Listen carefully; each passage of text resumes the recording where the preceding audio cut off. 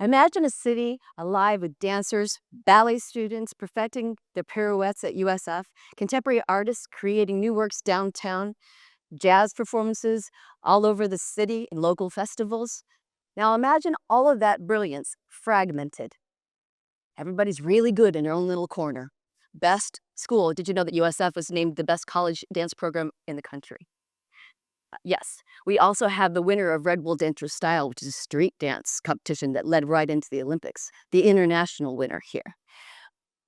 Yeah, the ballet program at Next Generation Ballet always wins the highest awards as well in New York. So, but they never talk to each other. They never come together. They don't share resources and they don't support each other.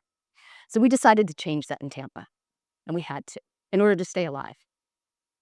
My name is Shana Corrada, and I'm the executive director of Dance Tampa Bay. And I do move a lot because I was a dancer, so I'm so sorry if I'm just going through the motions. We are the first and only nonprofit in Florida of this kind. There are others out in the country. There's Dance USA, there's Dance NYC, Dance Atlanta, but it's never happened here in Florida. Similar institutions do exist, I know. But we had 2 years to develop this one. We're on our second year right now. We built a 501c3. We have community partners, corporate sponsorships. We also have a very, very strong board that has elements of all those entities that I was talking about that never spoke to each other, all together in the same room.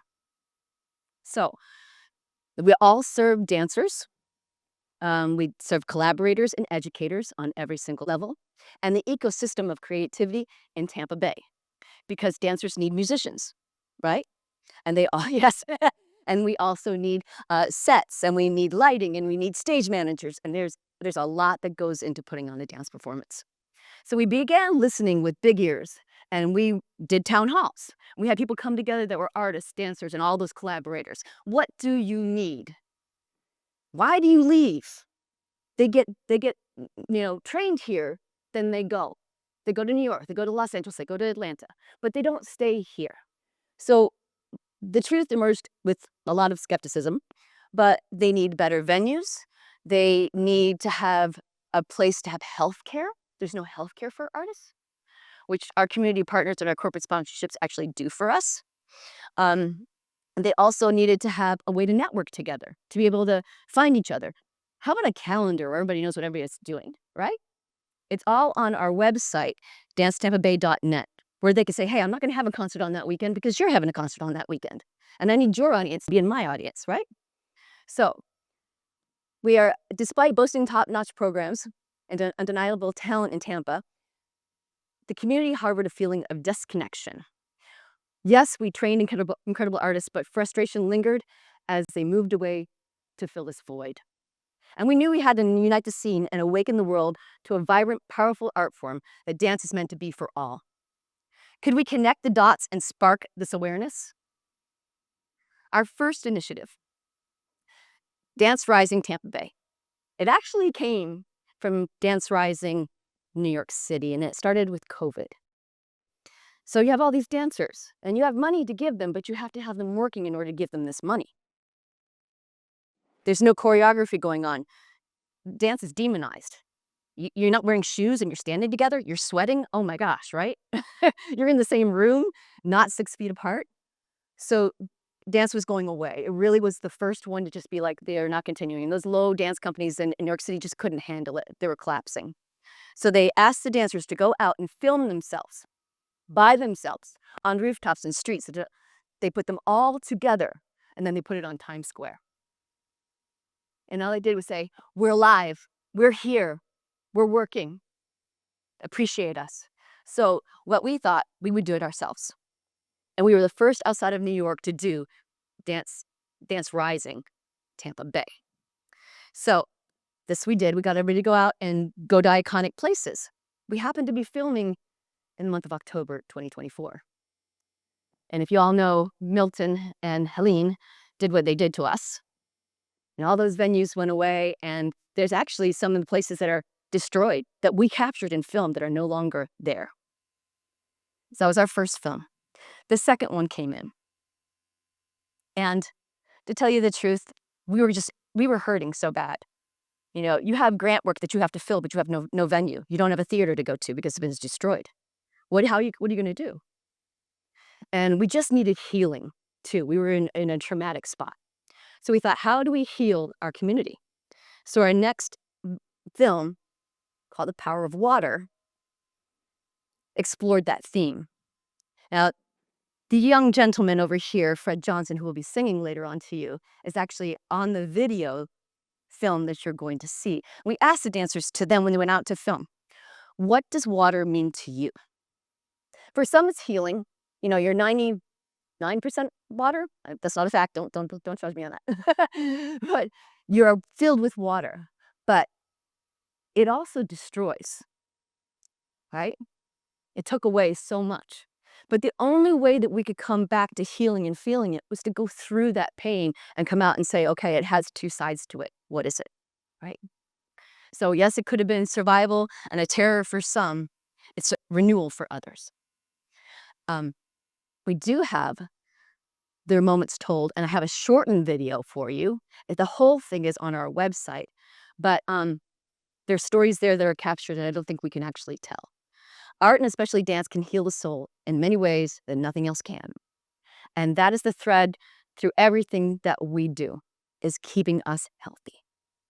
Here's a clip from that film.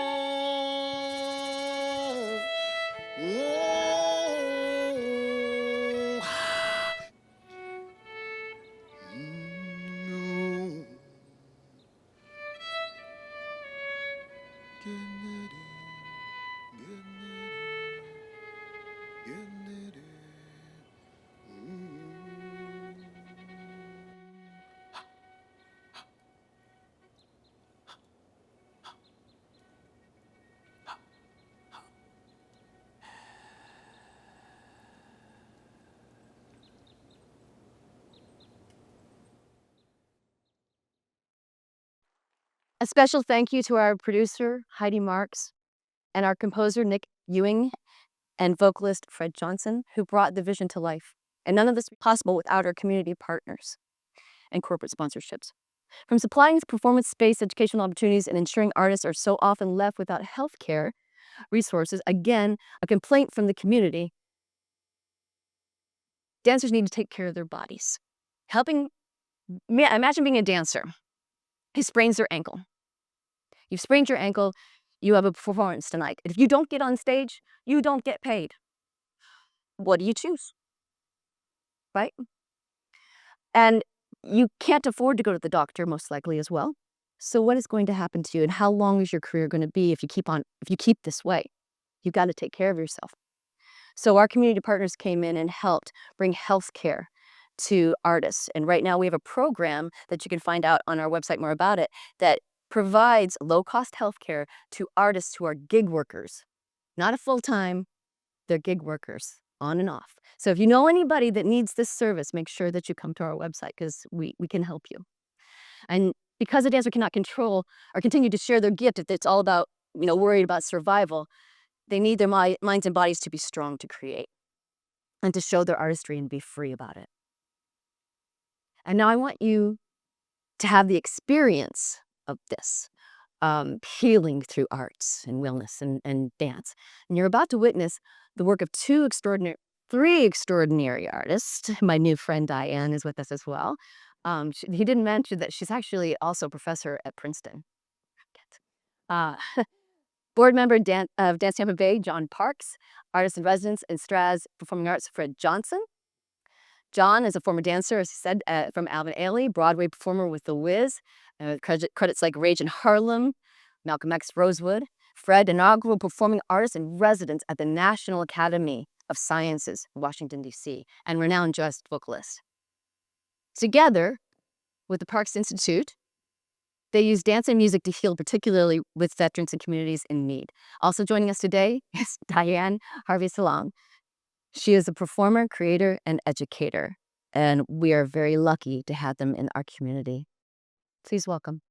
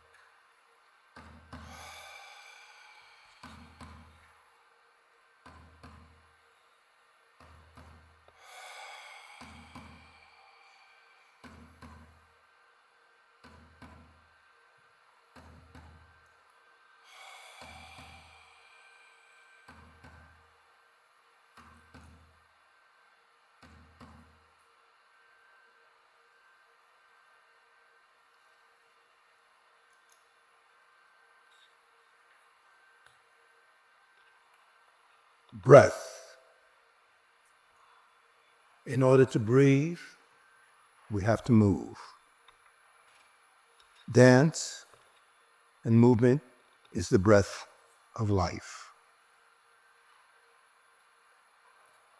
Dancers call it contract and release, fall and rebound, the fundamental principle of cause and effect.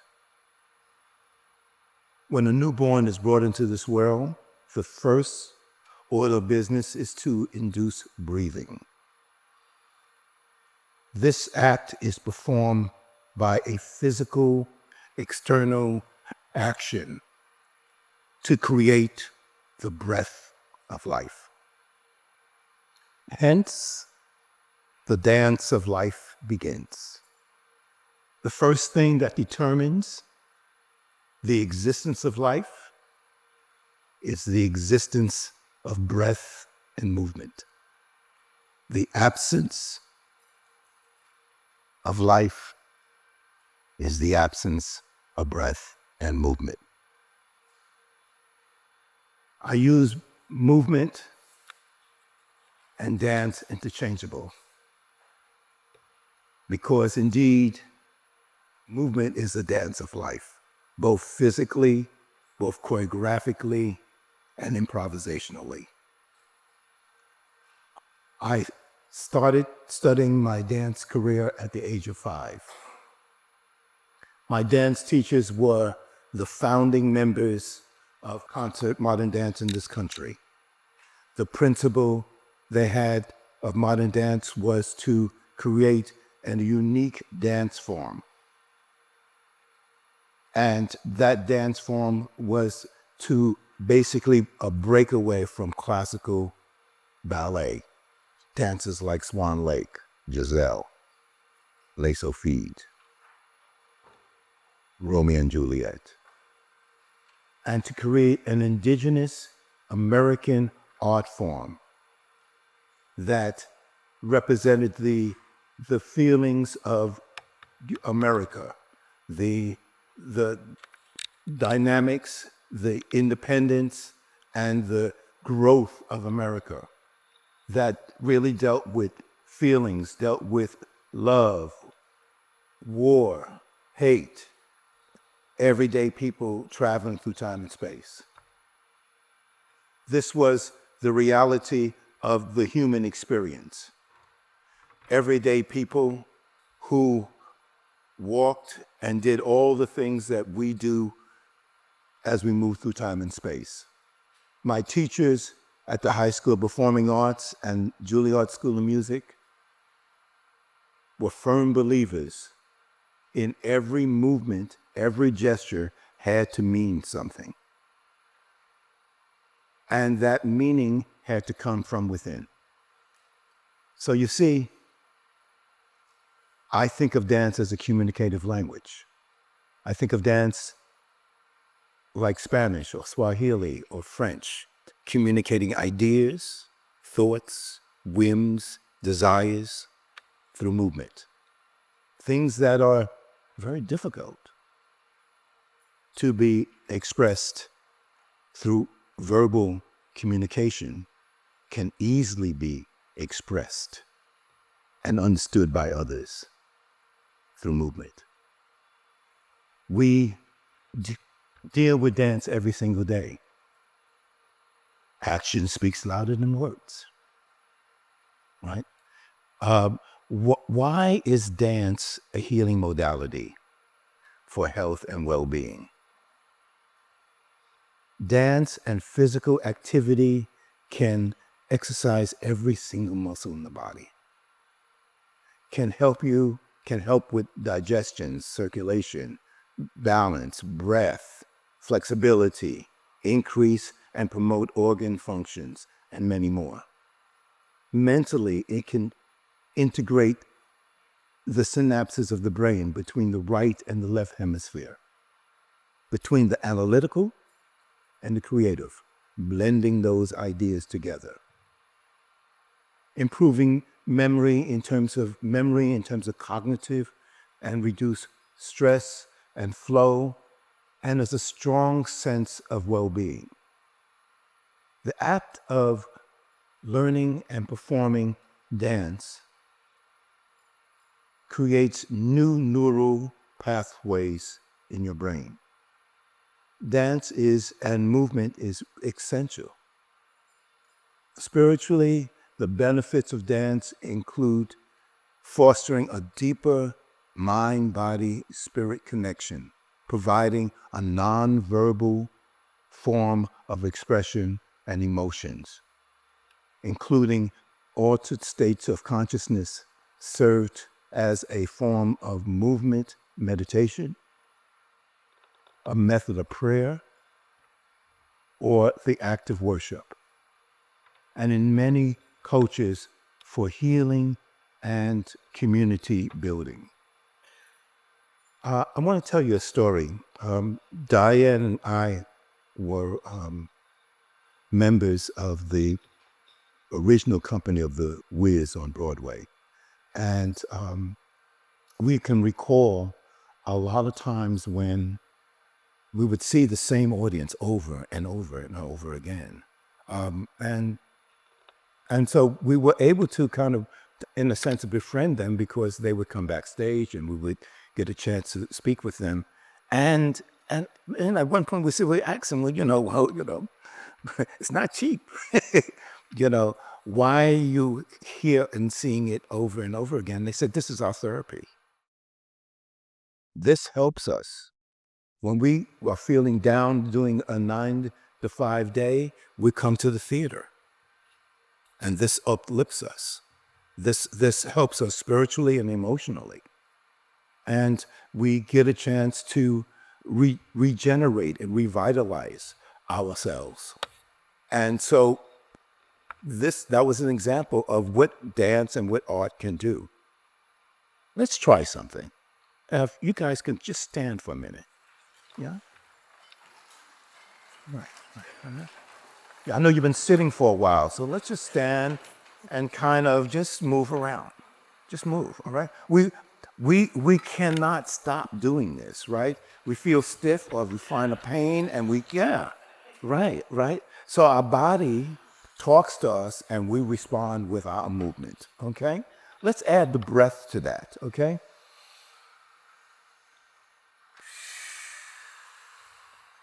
And let the movement take you. There's no wrong way of doing this. So you're working from the inside out in terms of your movement, right? You're connecting the movement and moving through time and space with the life force, which is your breath. Thank you, guys. That was great. You can sit. All right. How'd that feel? It felt good? Yeah. All right. Creating a healthier human being and a human being that has a better quality of life and a longer lasting life is nothing new. We all have experienced it as an audience member, being stimulated and excited and motivated after watching a dance concert or listening to music or looking at sculpture or a painting, or an athlete whose physical and emotional limits are challenged. Movement is such an integral part of our lives, we have a tendency to take it for granted. But understanding the power of movement gives us the ability to utilize its benefits with heightened intentionality. The intentional act of being aware of your mind, body, and spirit. In alignment with nature and in alignment with the universe and consciousness, giving us a deeper functionality, a deeper function and understanding of our place in the world as we move through time and space. Thank you.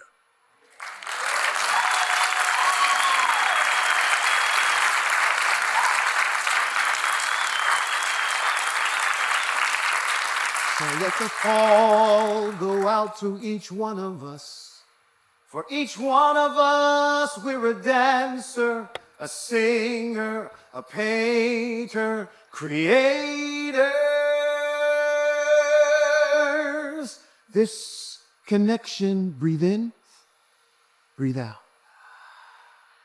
Breathe in, breathe out. Is the most valuable song that you sing every day, in every moment. The song of the breath. Science teaches us now that every breath we take, like the story that's been told, is our life connector. But it's the beautiful song that we sing in every moment, coupled with our beating heart. Science and research connected now with ancient traditions quantifies the fact that every breath that we take, that breath and the beating of our heart, the voices, the sound of our own voices have a healing essence to it. Do this for me. Mm-hmm. So to be creative, to dance through the dance of life, to sing your song, your conversation, to nurture your own body, to speak kindly to yourself and to speak kindly to others creates a magnificent medicinal activity within us that helps us to heal as individuals and as a community. So sing your song, dance your dance if it's your walk, or cuddling up when you're sleeping, the dance of life, the song of the breath. The beating heart guides us on a journey together to heal. Dance on, sing on, breathe on the journey, creative journey of healing.